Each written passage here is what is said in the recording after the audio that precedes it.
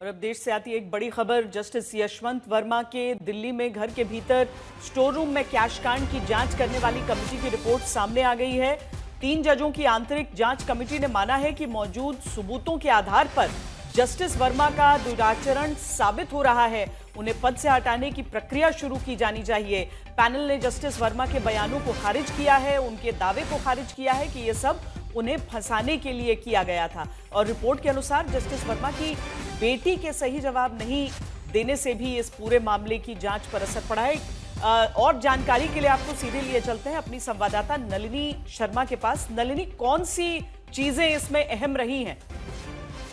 देखिए श्वेता, इस पूरी रिपोर्ट के बहुत सारे एस्पेक्ट्स हमने पहले भी रिपोर्ट करे हैं आज तक पे, लेकिन कुछ नई चीज़ें जो अब इस रिपोर्ट की कॉपी के ज़रिए बाहर आ रही हैं, वो सबसे पहले ये कि इस पूरे हादसे के टाइम जो लोग वहाँ मौजूद थे जस्टिस वर्मा के घर पे, उनमें से 1 या 2 नहीं, 10 चश्मदीद गवाह ऐसे थे जिन्होंने देखा था कि उस रूम में वो कैश मौजूद था, वो रकम मौजूद थी। उन सब ने इस बात की पुष्टि करी है कि 500 के नोट थे उस रूम में और बंडल पे बंडल बने हुए थे। इन 10 चश्मदीद गवाहों की सारी टेस्टिमनी और सारे स्टेटमेंट इस रिपोर्ट में इंक्लूड करे गए हैं।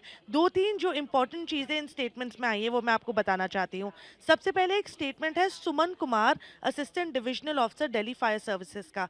इन्होंने ये बताया था कि जब इन्होंने ये देखा कि वहाँ कैश जल रहा है, नोटों के बंडल वहाँ जल रहे हैं, उन्होंने अपने सुपीरियर ऑफिसर को कॉल करके इन्फॉर्म करा जिसके बारे में, और उनके सुपीरियर ऑफिसर ने उन्हें ये साफ साफ बोला कि इसमें बड़े लोग शामिल हैं, इस बात को आगे अब तुम मत ले जाओ। उन्होंने ये भी बोला कि उनको किसी जिम्मेदार आदमी को ढूंढने के लिए बोला घर पे, और उनको बताने के लिए बोला कि इस कमरे में कैश मौजूद है जिसमें आग अब लग चुकी है। इसी वजह से सुमन कुमार ने, जो यशवंत वर्मा के प्राइवेट सेक्रेटरी आर.एस. कर्की थे, उनको मिलके इस पूरे कैश के बारे में बताया था। और आर.एस. कर्की ने उन्हें साफ शब्दों में बोला कि इस आग में सिर्फ घर का सामान जला है।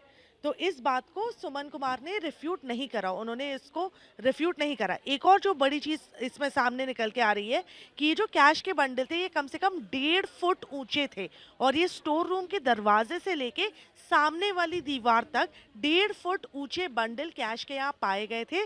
और सिर्फ यही नहीं, सिर्फ एक वीडियो जो सामने आया है उसके अलावा भी और वीडियो हैं जिसमें लोग ये बोलते हुए सुनाई दे रहे हैं कि कैश के बंडलों में आग लग गई है, नोटों में आग लग गई है, सारे जल के राख हो गए हैं। सारी चीज़ें और भी वीडियोस में सामने आई हैं, और इस इलेक्ट्रॉनिक एविडेंस के बेसिस पे पूरी रिपोर्ट बनाई गई है, और जी। जो भी सारे विटनेसेस ने स्टेटमेंट्स दिए हैं उसके बेसिस पे।